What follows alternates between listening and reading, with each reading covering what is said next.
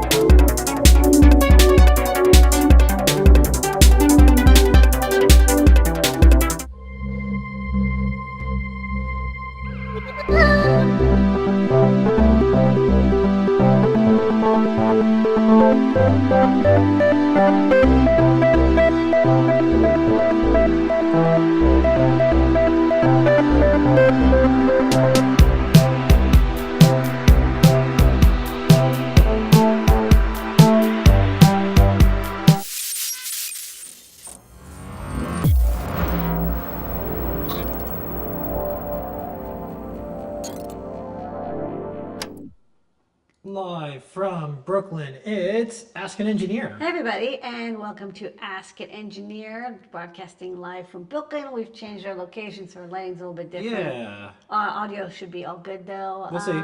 Yeah, it's Ask an will let us Engineer. It's me. I'm the engineer, Lady Ada. With me on camera control is Mr. Lady Ada, and the next hour, you're stuck here with us. We're going to be checking out what's happening in the world of electronics and Adafruit, new products and hacking and coding in Python and hardware, and it's not out yet, and secrets. And Lots of stuff. at the end, we have an OnlyFans video. So Yeah, we do. Stick around. Yeah. That's right. Yeah. We're branching off. We're going to do OnlyFans, brought to you by AI, Adafruit Industries. So there's two things people will snark at me about. Okay, anyways, on tonight's show, the code is, guess what? Gibson 15. We are doing a special gift guide. Oh, whoa, it's more than sale. 10%. It's 15%. Yeah, that's cool. So the holidays are approaching. You have till December 30th. Some restrictions may apply, but do check it out. Also, I might change some of these, some things sell out. Maybe I'll add some new stuff. Yeah. Okay, we'll talk about the show and tell. People are showing and sharing their projects and more. We'll have a JP's product pick of the week. We have two of them because we're catching up. We got some time travel, look around the world of makers, hackers, artists, engineers, and all the stuff that we are up to. We've got some 3D printing videos. We have Ion and PI, brought to you by DigiKey. This week it's Corvo. We've got some top secret, lots of them. We've got new products. We're going to answer your questions. We've been saving these for a week. We answer your questions on Discord, adafruit.it/Discord. Don't forget. And all that and more on, you guessed it, Ask an Engineer. Alrighty, let's jump right in. So, Lady Ada, folks get free stuff. What do they get as they add things to their cart? Okay, not only do you get 15% off when you use that code on so many of our goodies, but you also get some free stuff, like $99 or more, you get a free PCB coaster with the Adafruit logo gold etched on top. $149 or more, you get a KB2040. It's our Pro Micro Pinout microcontroller board with an RP2040 chip, Stemma QT, buttons, NeoPixels, and USB-C. Okay. free UPS ground when you order $199 or more, and when you order $299 or more, we're giving away still the Circuit Playground Express, our favorite all-in-one dev board that's round and happy and colorful. Oh, all right. Don't forget, there are shipping deadlines. Please, please, please check them out.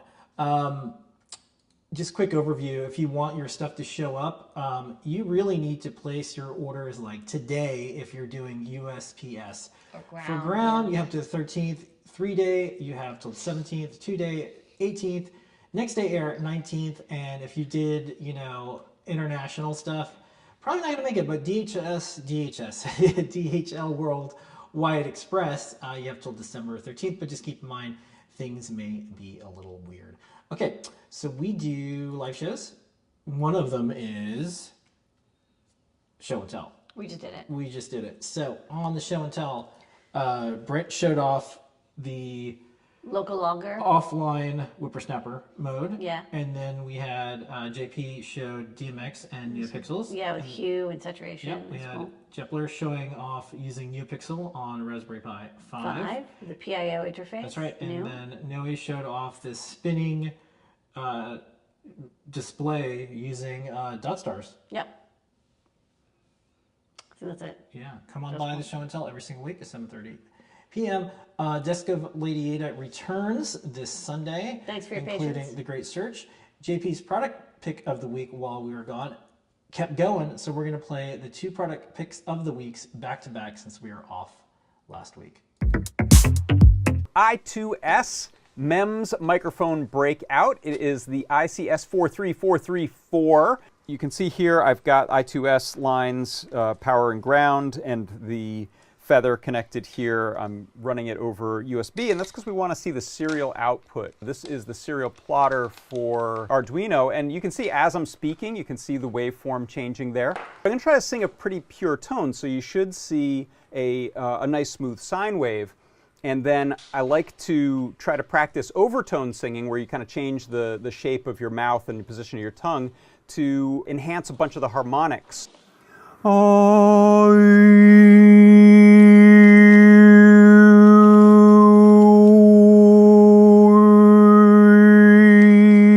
It is the I2S MEMS microphone breakout. It's the ICS 43434.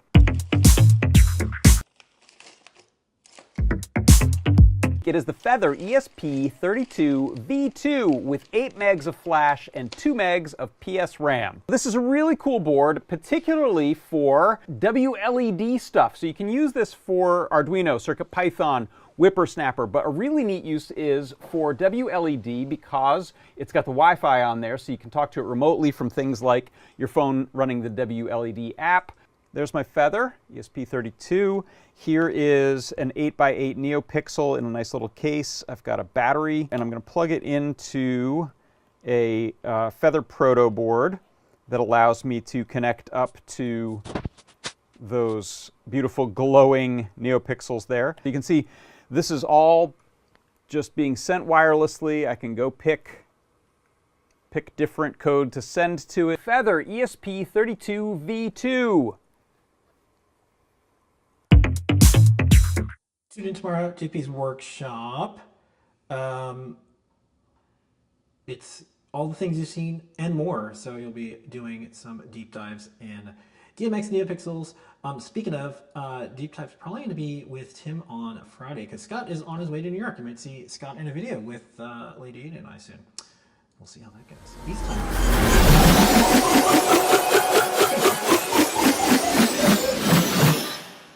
Okay. So one of the things we've been working on all week, this is really time traveling, is our 2024 Advent calendar all about retro computing. So if you go on our website, boop, and check out our content, you will see things like Day 11, the SEL 840, was from Dan, BOS, and just check out some of these like amazing glimpses of what became kind of commonplace now. Oh, look, they're rendering a teapot. Yeah. And, you know, some of these stories, folks had sent me photos their first computer was a Apple Lisa. You can learn about how they buried these in a landfill because they weren't selling. And these are pictures from Adafruit fans and more. And a lot of fun research went into each one of these. And we're doing one every single day. There's going to be 24 of them. This is cool. This is the Commodore PET. A lot of people had Just this. look at this thing. And just look at it. Look at it. It's an all-in-one with a cassette tape. Oh, just look at this design. That keyboard, man. It looks like, you know, What were we doing? Prometheus. I think there's like a keyboard. pi symbol because you're gonna use the pi symbol That's all right. the time. It's like an alien, like the That's pretty cool. alien. So okay, Altair 8080. Look at this. Just look at it. Just look at it. So many switches. And you know, Save over $1,000. when you debuted your computer in a magazine page, and we just have lots. This is ours. This is from some of our collection. This is Apple eMate 300. Look, Apple used to make stuff like this. This is. Isn't this cool? That was This was that weird post Newton 2000 Yeah, just look at pre it. So curvy, so nice. eMac. And then Yeah. we've got compact desktop, Pro, or Desk Ugly Pro. but serviceable. Yeah, Anne wrote about this. So these are a lot of personal stories from the Adafruit team too. This is digital. A lot of people had PDP-11s as their first computer. Yeah, and then this is from Bill, from Adafruit. Lots of neat stuff. And then this was Shatner promoting the VIC-20. Yeah. Gotta love it. So if you're curious how we got here and where we might want to go, this is a good glimpse. TRS-80, of course, classic. Everyone likes that. And then the first one that I started off with was just an Apple II, because why not? This is ours. Yeah. So do check it out. That's our time travel. One other thing I wanted to mention for time travel is we did something special over the holidays.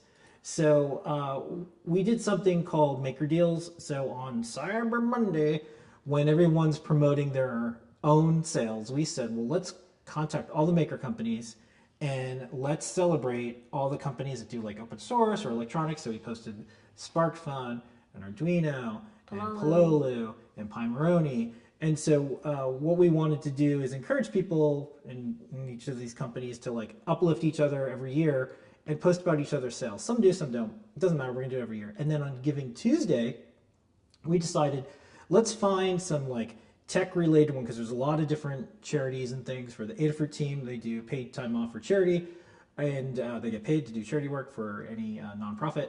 And we said, well, let's pick just a few. So we donated to each.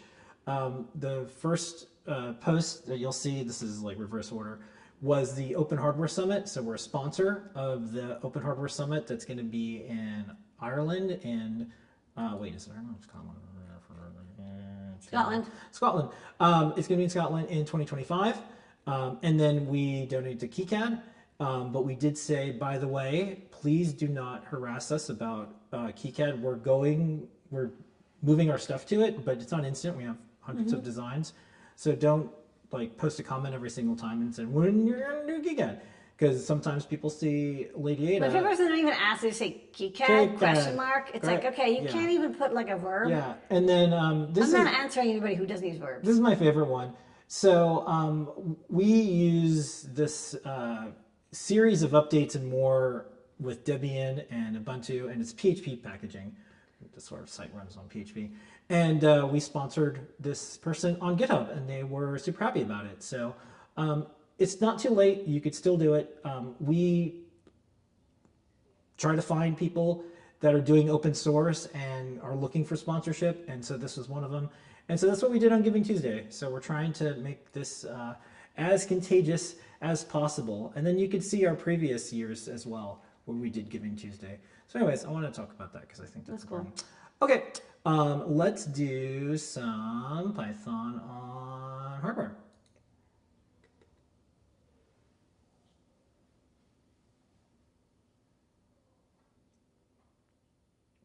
All right, this week on Python on hardware, the lead story is what we're going to do a video about. This is exciting because Raspberry Pi released PIO-lib for Raspberry Pi 5, RP1 programming. This means you can do a lot of neat things.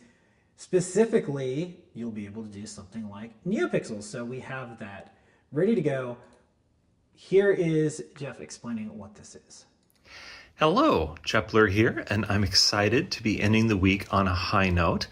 I've got a rather ordinary looking NeoPixel strip here running an animation using the CircuitPython LED animation library. What's exciting about this is it's running on a Raspberry Pi 5 single board computer. Up to now, we haven't been able to do this because we were waiting on Raspberry Pi to release some details of the RP1 chip on that board. Now that's released, we've built on an open source library to interface with it, and we're able to do NeoPixel animations on the Raspberry Pi 5. I have a few things to finish up, and then we'll do an open source release of this code on GitHub. So keep an eye out for that, and have a great weekend. And don't forget to check out the most popular Python on hardware newsletter in the world. There's an updated CircuitPython plugin for VS Code. You can check out some news about Arduino. They're doing their first Zephyr core, and they're moving away from ARM's discontinued embed. You can check out Raspberry Pi Pico 2W with MicroPython. There's a guide. And then you can see things like a wireless mouse and a ring that used CircuitPython, and go through and see the hundreds of projects every single week that you can build in a matter of minutes, or some of these are a little more involved, but you'll be able to see the code, the libraries, all the things that is happening in the world of Python and hardware, and there is a lot. We deliver this to your mailbox every single week. You can sign up on adafruitdaily.com. Let's do some open source hardware, Lady Ada. Okay. On the big board this week, we have some new guides. And I have to pull it up on my screen. Beep, beep, beep, beep, beep, beep, beep, beep, beep, beep, beep. Let's check out what's new in Learn. Okay. So we have another guide for using HomeKit and It's a Snap to do color sensing on a CircuitPython board and then change your HomeKit lights to match. It's a good demo of like writing data to HomeKit from Adafruit.io. We've got JP's introduction to DMX. He's kind of exploring DMX and learning a lot about how it works, so we can test it out using Arduino as both receiver and transmitter. NonePager's motorized POV LED display. They might work on more versions later, but this is just their beginning one that just free spins and then uses dot stars and CircuitPython to draw adorable characters. I told them try to keep it festive because it's like the holiday season. And then Liz did a guide on using the new updated version of the CircuitPython extension for Visual Studio Code, which is probably what I'm going to end up using because Atom is no longer being made and Moo just sunsetted. So Visual Studio Code, it seems to be where it's at. It's cross-platform, and it's a powerful editor, but it's also very fast and easy to set up, and there's lots of tutorials for it. And then Fix did a tutorial on the Spatial Discovery Kit, which we stopped. And then we have a couple of guides for the BQ25-185 solar charger boards with buck and boost converter. And don't forget, there's playgrounds. There's a lot of new ones here. Calibrate your 3D printer for dimensional accuracy. Remix. Cedar Grove Weather Architecture. My State. Be one with Electronics Universe. Collaborate. Interoperate. Adafruit. I2C MEMS, microphone breakout, CircuitPython, and wiring tests. So lots there you can post. There's lots of new features and more. Do check it out.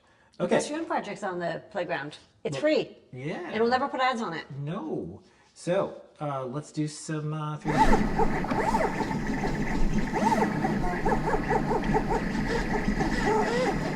All right, we're gonna do a couple speed ups, and we'll see you after the break.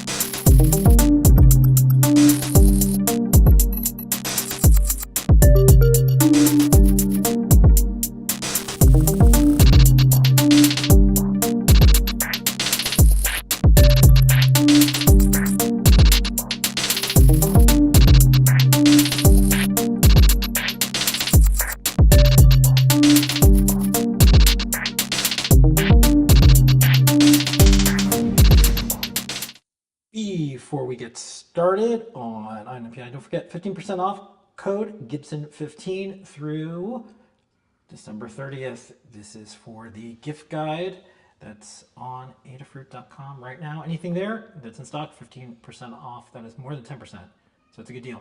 Let's do INPI. On MPI.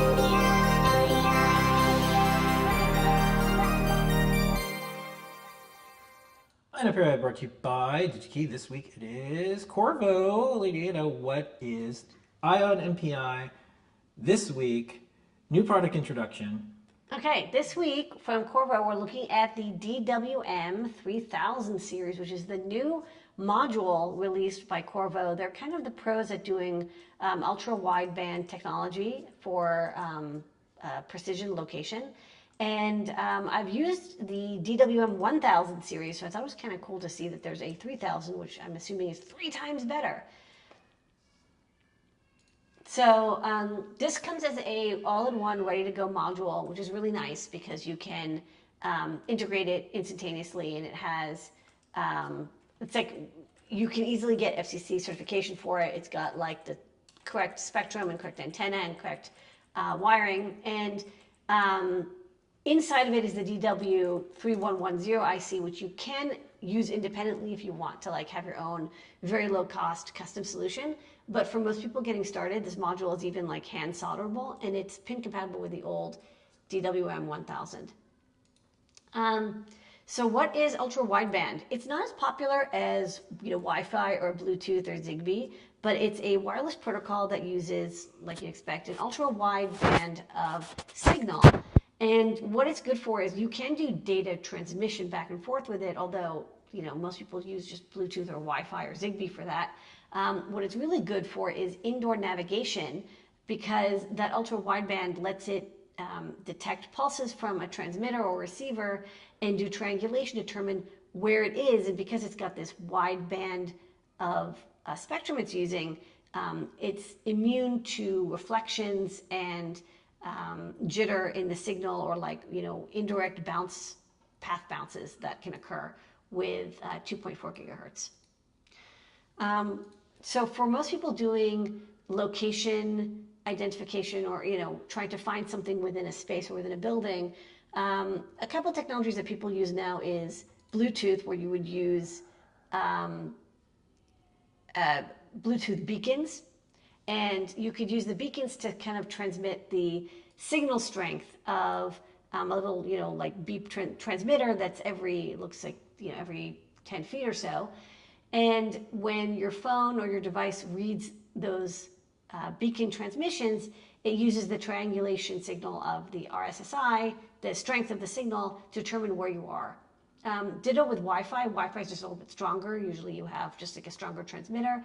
But similarly, it transmits the RSSI of the access point. And when you have multiple access points, even if they're all sharing the same SSID, you can have software that tells you like where you are in a building based on how close you are to the access point. The problem is that none of these are very accurate. They're good for a couple meters because, like I said, the bandwidth is very narrow, and it suffers from if signal bounces off of a wall or you're around a corner. It's not designed for precision locations, just to give you like a rough idea of like where are you approximately at like the GPS range of 1 to 10 meters. On the other hand, what ultra wideband, the Corvo technology from ultra wideband is designed for is specifically it's really good for indoor 10 centimeter range locations. So if you're outdoor, you can use GPS and you can use like RTK to get centimeter precision, but you still have to be outdoors for that because you have to see the satellites in the sky. So indoors, people have traditionally used Bluetooth or Wi-Fi with this RSSI technology, and it's like rough and it's okay. But if you want to know like really precisely like where somebody is in a room or in an arena or in a building, by having a couple ultra wideband beacons based on the Corvo DWM 3000, your receiver can then tell you like where are you by listening to those multiple permanent location beacons that are all synchronized, and then it tells you like, hey, you're in this location by doing the math. One thing I didn't realize is that it actually, even though it has this like wide 500 megahertz bandwidth, there's multiple channels. So just be aware. USA, you have access to the most, but in some countries like the EU, you might be fixed to only a couple channels that you're allowed to use. So this is the TDOA, the time difference for arrival, is pretty much what most ultra wideband location triangulation technology uses. There's a couple different ways we'll show you in another slide. Like I said, you have fixed tags. Usually you have 4 or more per room, or like open indoor space. And then you are like the tag. You walk around, you're listening to these anchors. You can get the signal from the anchors, and then, by figuring out the time of flight from multiple locations, you know exactly where you are in 3D space. Alternatively, you could be the tag that's transmitting, and that's like the reverse TDOA. You transmit a blip, and then these 4 anchors listen to it. They measure the time of flight from your location to the anchor, and then the anchor knows where you are. So either way, either you know where you are, or the anchor, like the back plane, knows where you are. Another way you can do it is with two-way ranging, and this is like time of flight, but it's not 3D, it's only 2D, but you only need 1 anchor. But this can still be good enough if you're like, oh, am I close to my car, or am I within a classroom? You don't have to know exactly where somebody is. The DWM 3000 supports like a wide variety of different ways of doing this communication, because it's basically just a radio with a microcontroller, and then you can load the firmware and the methodology into the microcontroller that controls it, and you can use that with however many anchors you want to determine the location. But again, like pretty much everyone we see uses TDOA or reverse TDOA, where you have these fixed anchors and a moving device that you either detect where it is or it detects where it is. For the module itself, like I said, recommend to use it because it has everything built in, including this antenna, which you really want to have tuned perfectly, because you want to have that wideband signal be evenly distributed over space, so it doesn't matter the orientation, which is another thing. It's like if you want to do time of flight for Wi-Fi or Bluetooth, oftentimes you have to have multiple antennas. This one you only have to have one, and it's nice and flat. The pinouts are compatible with the DWM 1000. It's basically power, SPI, and a couple peripherals, like IRQ and reset. Added pins for controlling the SPI interface. And then you need a microcontroller on the other side. Now, that microcontroller also has to do what's called like the backhaul communication.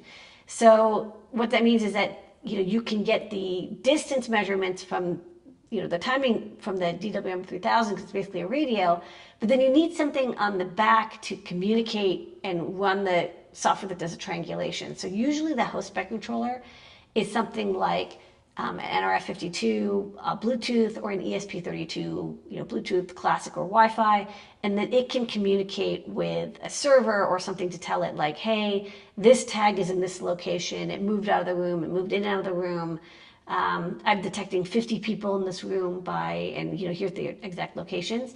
The DWM itself is only used for that pulse detection and time of flight calculation. To communicate, you're going to need to use their SPI interface, which sends the commands to and from that host microcontroller you picked, which probably has a wireless interface, to the DWM. And sorry, can you skip ahead? Yeah. To do that, you'll want to download their API software. So people have ported the API software to different platforms. Like I saw somebody ported to Zephyr and somebody ported to Arduino. You basically get the code in C. It's kind of, you want to update the SPI commands to use your specific hardware. So whatever chip you're using, whether it's NXP or ST or ESP or Atmel or PIC32, you give it the low-level hardware commands, and then you can run that software that communicates with the DWM 3000. Again, you're going to need quite a few of these because you need both the tag, the thing that's moving, and the anchors, the things that are fixed in space. Now you might be wondering, why would you want the 3000 instead of the 1000? Well, I got an answer from the Corvo discourse.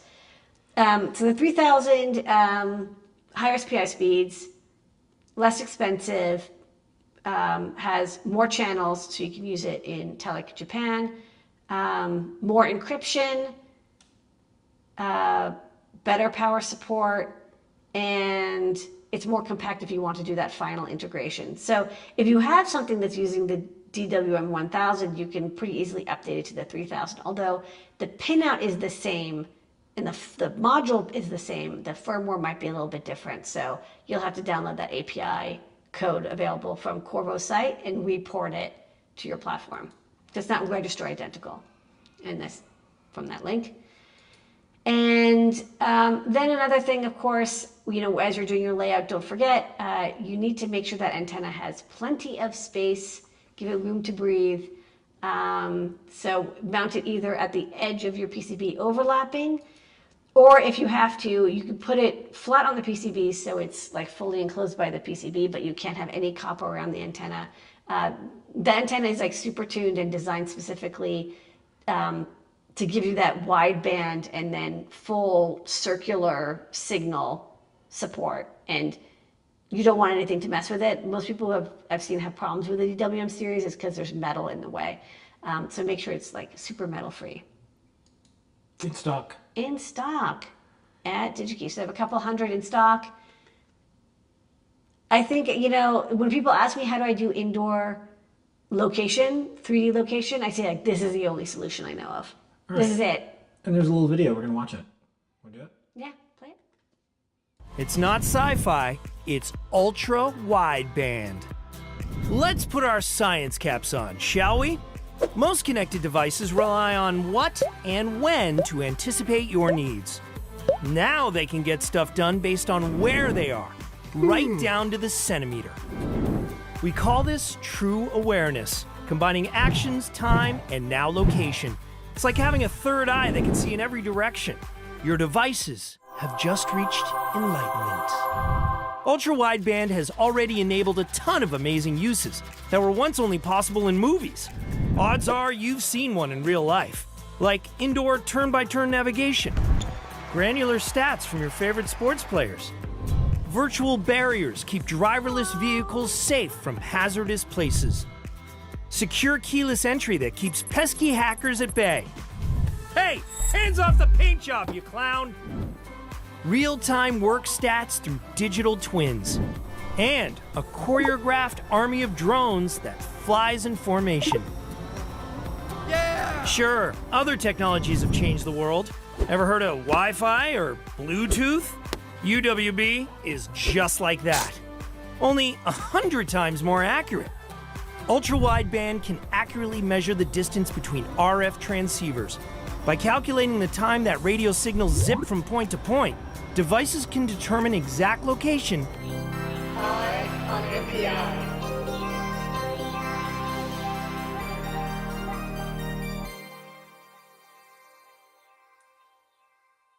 Okay, before we go off to new products, Lydia, don't forget everybody, Glitch Your Gift List, 15% off all the things on the gift guide, which you can check out on adafruit.com. Let's do some new products.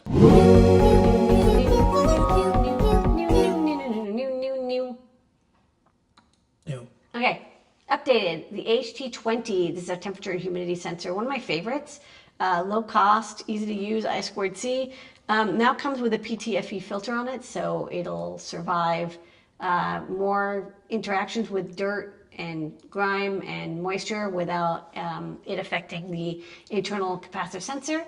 So moisture, like the air passes through, but gunk and water does not. Okay, that's nice. Good update. Nice update. Right, same price. You've got these really cool slim panel mount cables. I like these because they're so skinny. They're basically I think it's like a 1/2 inch diameter hole. Yeah. You drill a hole in your material, you plug it in, and now you've got a USB-C cable with an extension. You plug in USB-C onto the other end. And there's a little cap even that goes on top to protect it. So inexpensive and very small. So even your smallest project can use a panel mount USB-C connector. Next up. We also have a panel mount slim USB cable with micro B. So there's still a couple devices out there that use micro B, like your Pico 2 and other microcontroller boards or other devices. So again, very slim, Small hole needed. Just drill a round hole and then you put the nut over it, and it's nice and flush and clean, and it comes with a cap, so it's easy to make a panel mount cable for your Micro B. Next up, we have the Pi 500 that came in. I think we sold out, but we're going to get some more. Yeah. This is an update to the Pi 400, but of course with the Pi 5 chip, so it's like a big update.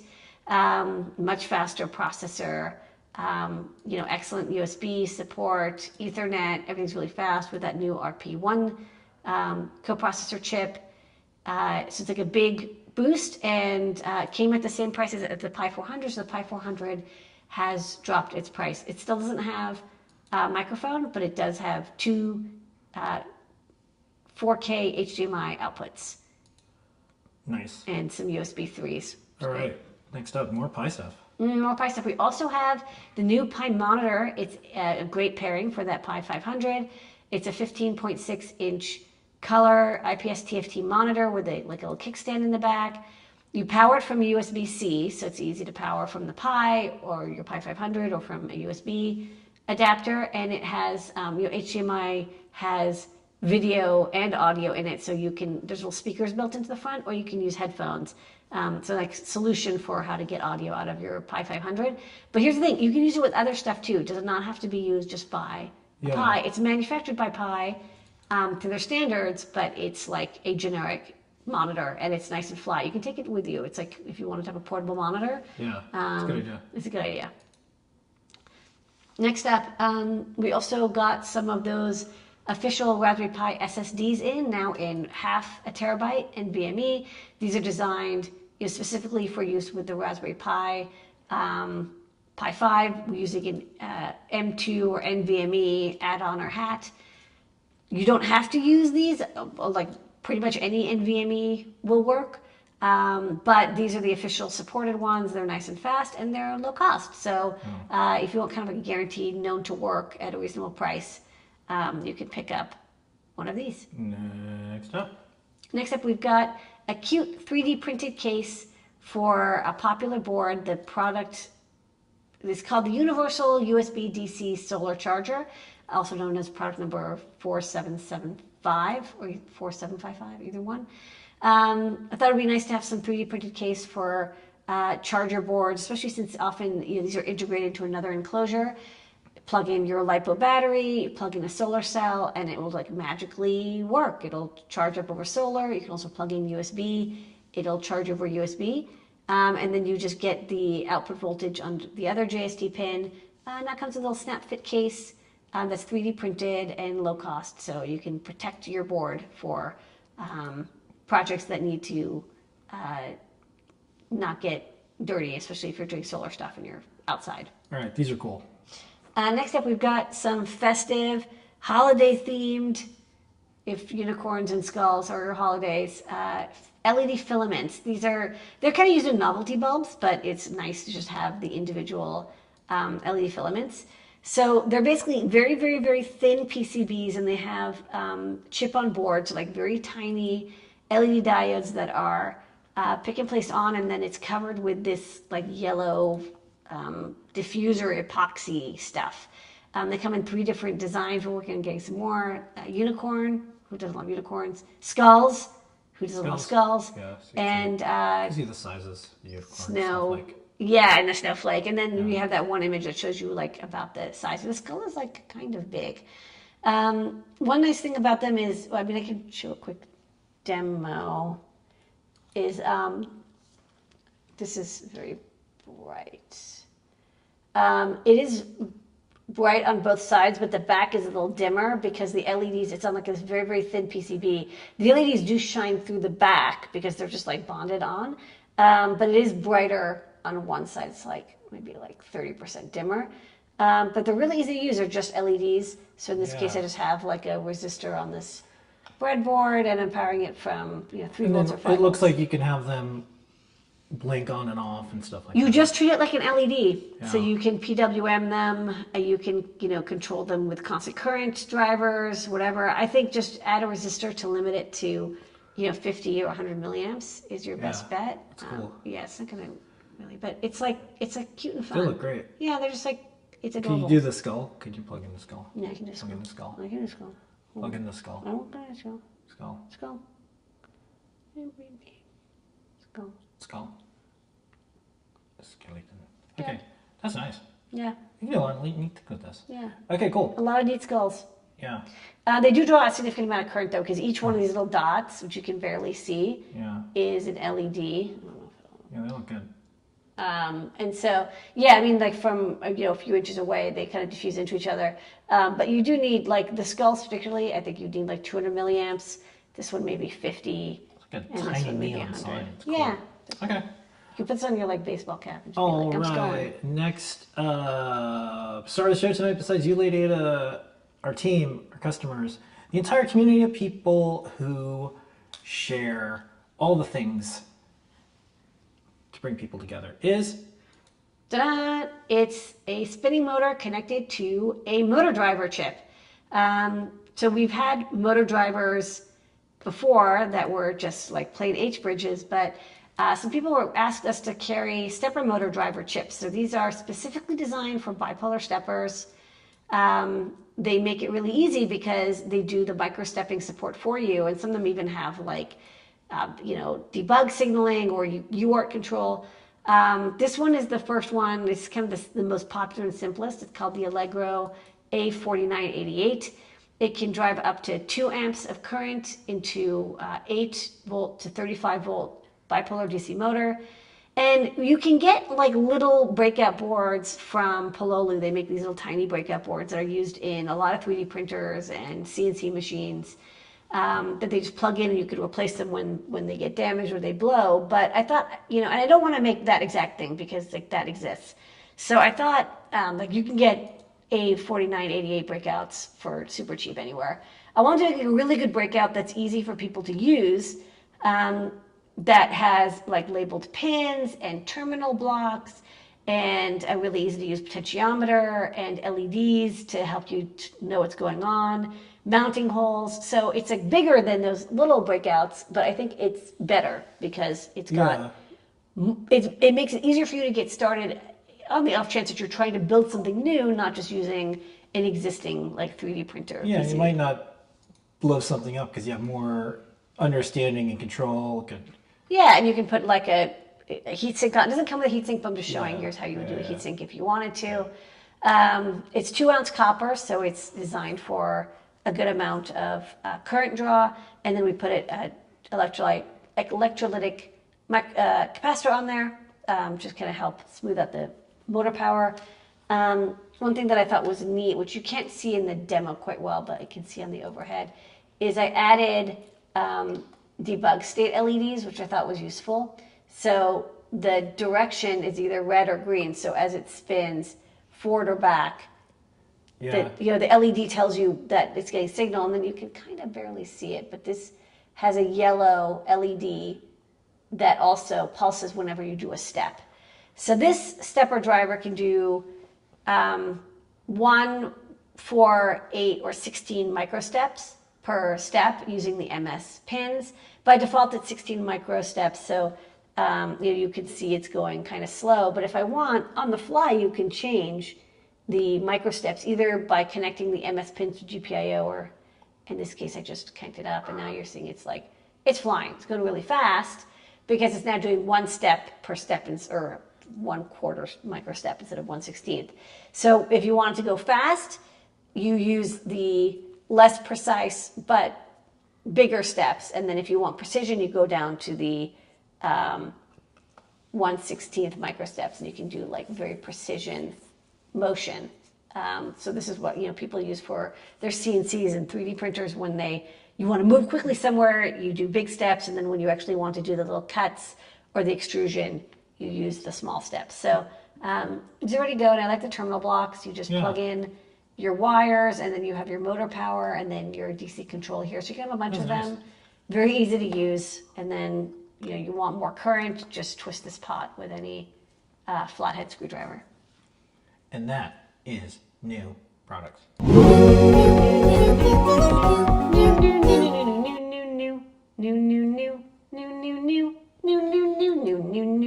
Okay, don't forget the code is Gibson 15. All the things on the gift guide that's in stock. Let's do top secret. Top secret, you're going to explain a couple things. Then we're going to play videos. And then we're going to see on the other side. We're going to do questions. And we're going to get out of here. Yeah, we gotta go. Gotta move. We have a Scott visiting. Gotta do all sorts of stuff. Okay, let's do some top secret. Whoa, top secret. There's 4 of us. That's the secret. That's the secret.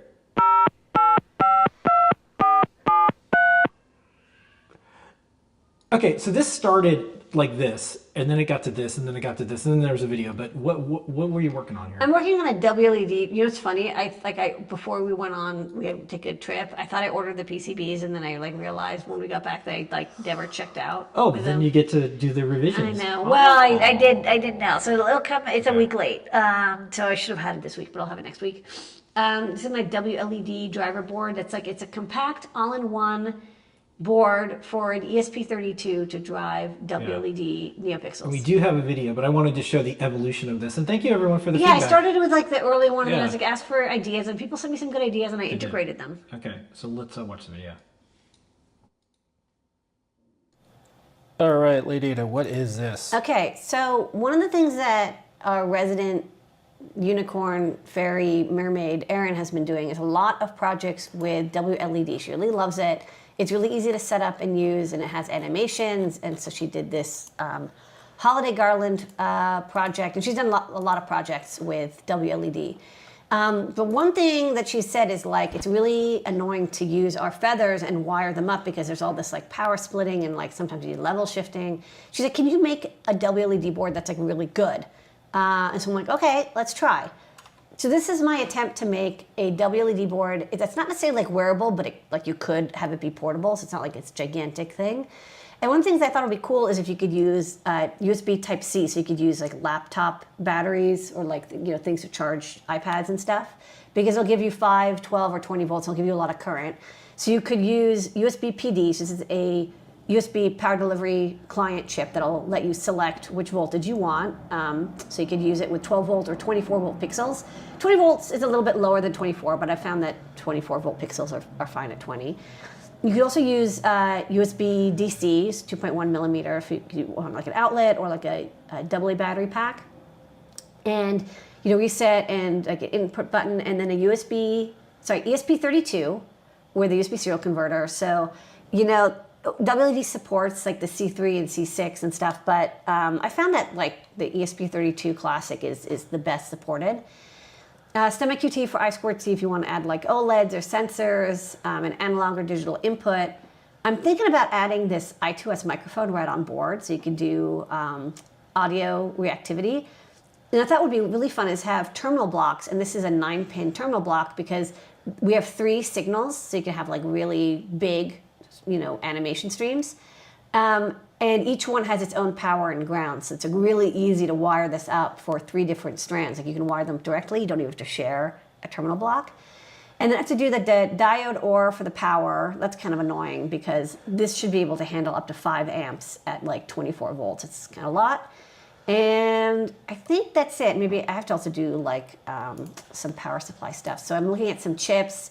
I need a 3.3 volt power supply. So this is a step-down converter that's fairly low cost, and I don't need more than half an amp, to be honest, for all this because, I don't know. I'll check the ESP32, but I think it's happy with 500 milliamps. I've run it off of 500 milliamps before. And then this is the diode OR controller, so I'll need 2 of these and 2 N-channel FETs to make the hot swap power because I think that'd be useful. You could use either USB or DC. Anyways, I'm working on it. And if you have any suggestions or ideas, let me know. I've never designed anything for WLED before. This is my first attempt. Cool. All right, Lady Ada, what is this? Okay, so we are waiting to finish brining the turkey. We're gonna baste it and cook it. It's early morning here, Thanksgiving. And I'm also testing out these Nuxie boards. So these are boards I designed that will let you have vertical displays. This is a 1.14 inch 240 by 135 IPS TFT display. But what's cool is it's just vertical, and there's 2 of them stacked side by side. So you can have as many as you want.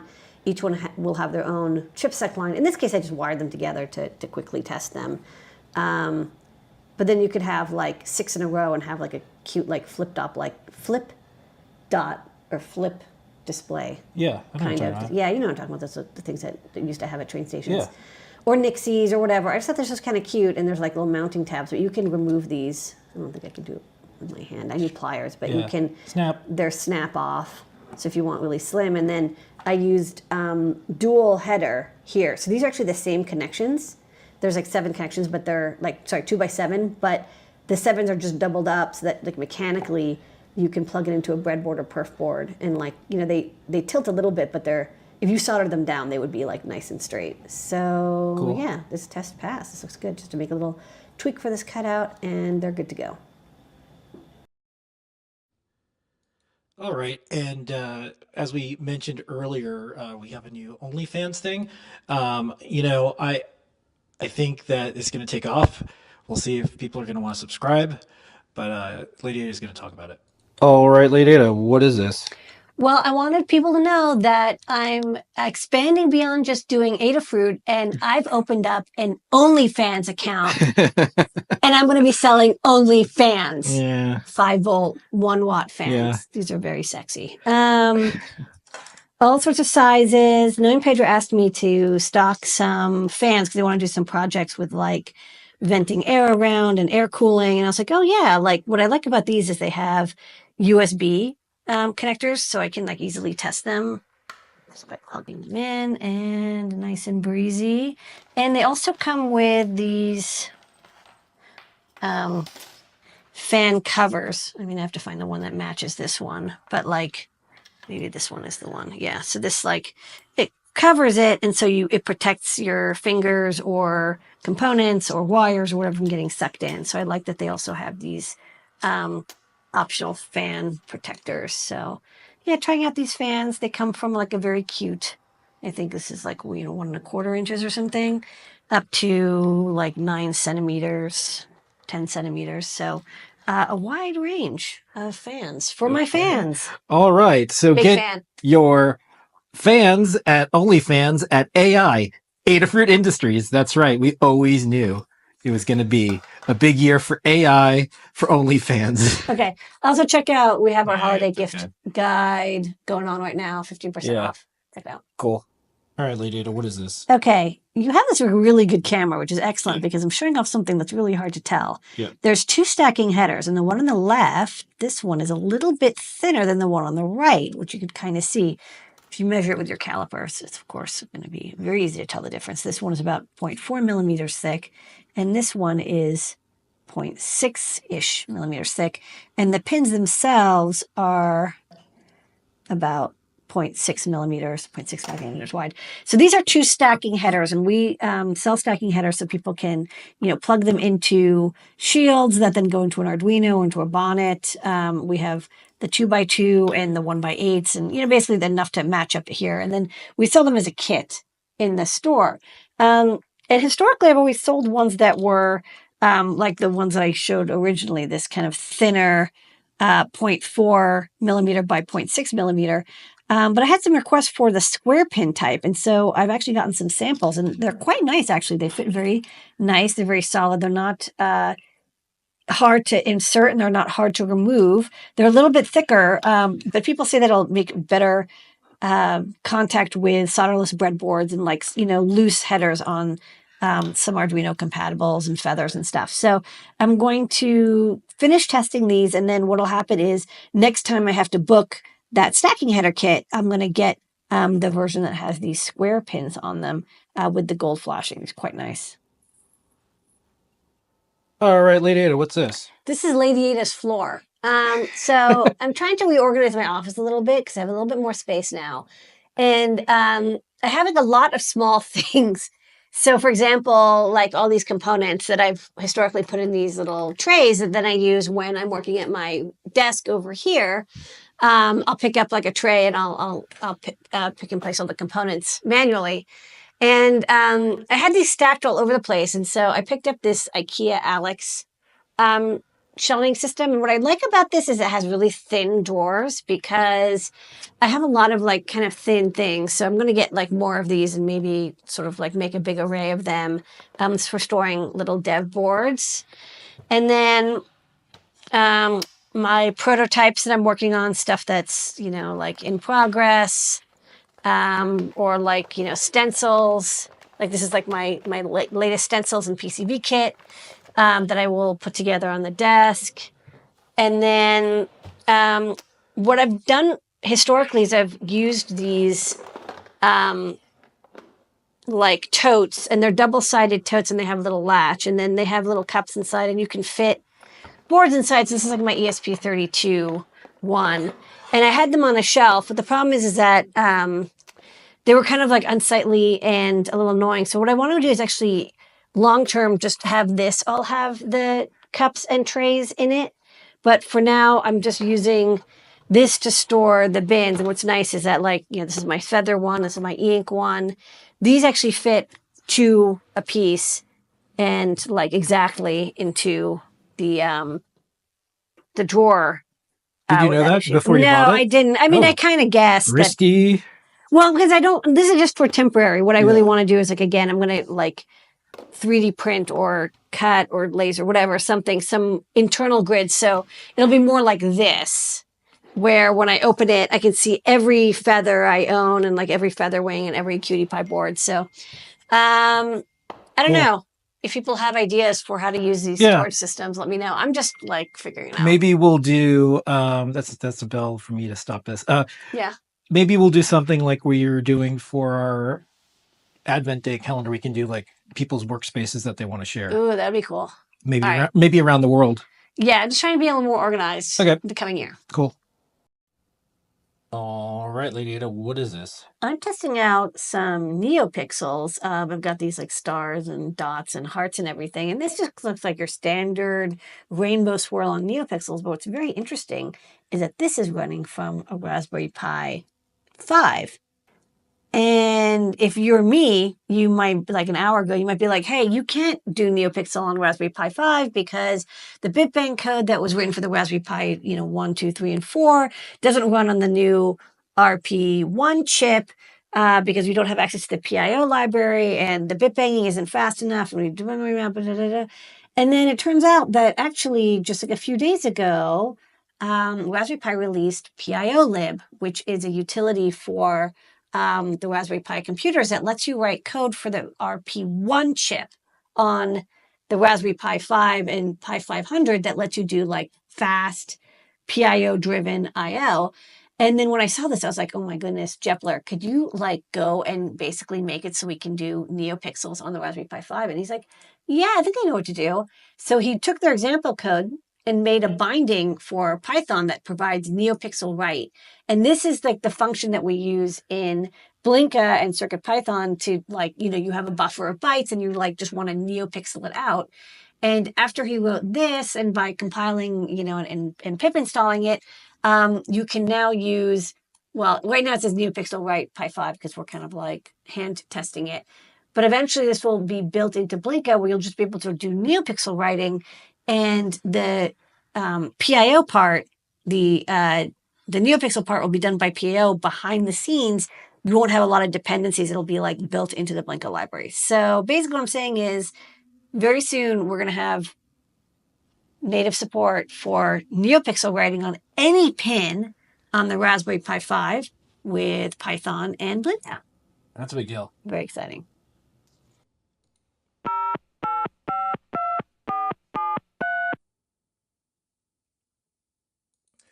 Okie dokie, it's question time. We have some lined up, and then we also are going to do some from the chat. Questions. Ask me. All right. First up, let's go over here. How can I use the INA 3221 to measure current up to 90 amps? Should I add a shunt resistor? How? Don't. This is not the right chip if you want to measure 90 amps. The PCB will not, the terminal blocks cannot handle 90 amps. You want like a magnetic or some other kind of non-intrusive current measurement chip. This will not do the job. Does anyone know where to grab the 3D model for this part? We have a lot of 3D models. I think if you go to github.com/Adafruit, I think it's like 3D CAD parts, and we have many models. Not everything, but you can put in an issue request, and we might make it for you, or somebody else might. Okay, does this board have CircuitPython support to host a web page like the PyCow? Yes, the ESP32S3 definitely can host a web page. We have a couple examples, both in Arduino land and also there's a version for CircuitPython. And you can also use MicroPython if you want. Can you make a Pico 2W as a feather with USB-C and 8 or even 16 megabytes? That would be great. It would be really great. In fact, Pimoroni already did that. It's called like the Pico 2 Pro or something. Okay, and one with host USB? You can wire that up separately, but they have the hard part, which is the USB-C and 8 or 16 megabytes.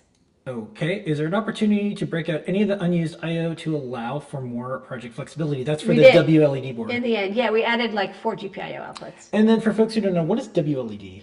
WLED is this free software that makes it really easy to control a large number of LEDs to make like cool animations and synchronizations. So it's like you don't have to do a lot of work. And what's to do. Blinka? Blinka is our software that runs on single board Linux computers like Raspberry Pi that lets you use CircuitPython libraries and control hardware very easily. Okay, next up, a version with a Wago connector rather than terminal blocks. Interesting idea. I That's actually for the think WLED board. Wago blocks are tougher to use than terminal blocks, but it also we wouldn't have as many pins. But if this is really popular, I can make a version. Okay, next up, is Pi camera better than iPhone camera? The iPhone camera is going to be higher quality, but you can't do stuff with it. Whereas a Pi camera, you can like customize it and program it and control it and do what you want. Next up, can you do dB noise levels? Some are really noisy. What about 12-volt fans? This is for our OnlyFans thing. Can you do it? I will get noise measurements. These are fairly quiet. Okay. Next up, if you don't end up adding a mic, maybe add a spot solder on a 1/8 inch input jack, 3.5 millimeter TRS or TRS. It's an interesting idea. I think what I'm going to show is how to do that separately. It's not hard, but I didn't have a lot of space for that, and so I ended up using them. I put a microphone on, and I thought if people want to do audio, I'd show how to do audio. Okay, let's go to the questions that came in from the chat, and I'll jump over there. Someone's redoing their baby toy circuit board to replace sounds. I had 2 questions regarding your old ESP32S2 Einstein toy. How's the battery life on that? If I want to power this up 2 alkaline batteries, what part should I switch out to work with the lower voltage? The battery life's not going to be great because it's like doing, wireless and ESP32 and playing MP3s. With 2 alkaline batteries, you'll still need to boost it up to a nice clean 3.3 volts. Actually, we boost it up to 5 volts and then regulate it down to 3.3. Okay. Is there any kind of technology that you can emulate old serial modem for dial-up connections or any development for decoding Morse code? Just curious. Yeah, I do think there is something because people have gotten There's old definitely retro computers. Serial modem emulation has definitely been done. And I think, so like you could have an ESP get AT commands and pretend like it's a PPP connection. Like I think I've seen that for sure. Because that way you can use old computers and put them on the internet. Someone want to know if there's any for jobs order. We used to have one that anyone could post up stuff, but it just became a huge target for every pen tester and everything, and just like maintaining another server. So now we just post them on. We post our jobs up, and then we'll blog ones that people want to get out into the community. So adafruit.com/careers or /jobs. Do you have any recommendations regarding internet security for home IoT devices? Yes. Go on YouTube and search Adafruit IoT security. We have a full video about it. Yes. Next up, I was wondering about DMX over USB the other day. Is that a thing at all? You could do DMX serial. You could do USB serial over DMX. So like you have USB serial converters that do RS-485 output. I think we even stock one in the shop. So like, yeah, I guess so. It's USB. Okay, I'm curious about the OS Liz Clark used to test the Visual Studio extension. I only did a little testing on all my fixes other than Linux. I'm the person who's taking over building an extension. Oh, that's great. Email me pt@adafruit.com. We should be in contact, but I think Liz uses Mac OS. She uses Windows 10. I thought she used Mac OS. She's Windows 10? That's just Windows 10. This was from the ION API. Does the moisture in the air and vegetation affect the propagation of the signals? Not as much as Bluetooth or Wi-Fi. That's like one of the things about ultra wideband is that like it's such a wide band that if one frequency doesn't get through, another one will. Okay. We answered about WLED, Blinka. Is there a logic level converter that's optimized for NeoPixel strips, like something simple that's just put inline before you start up your strip? Yes, we have, it's called like the pixel shifter, and it's designed specifically for NeoPixels, and it'll even boost the signal up to 5 volts, so you'll get like a nice clean output. Is this a thing? WIDI, so USB, Bluetooth, MIDI over network? Is that real? I don't even know, Okay. man. Okay. And I think that is the ones from here. Let me check and see if anything came in over here. Yes, if you're looking at UWB, will there be support for the Challenger RP 2040 UWB Feather? I think you want to talk to them because we don't stock it, so they'll have the support software you need. Okay. Next up, I think that's... Got him. Lots Okay. of questions tonight. Yeah. I believe that is it. We gotta go. Okay, thank you so much, everybody. We appreciate you being here with us. Don't forget, Gibson15 is the code. Go to adafruit.com. Check out the gift guide. Anything in stock, 15% off. This is it. There's no better deals and there's no more deals. I know. We're at this. the end of the year. I can't take it anymore. We'll see everybody next week. Yes, we're back. We're back. Lots of here. surprises and more. Lots of videos. We're cranking through. I'm going to post a video tonight. And I'm going to post a video tomorrow. And I'm going to keep posting we videos. have a video. We got a lot of behind the scenes stuff coming out. This has been an Adafruit production. Thanks, Here everybody. is your moment of Zener. And then some DMX stuff and then some outro music. Good night.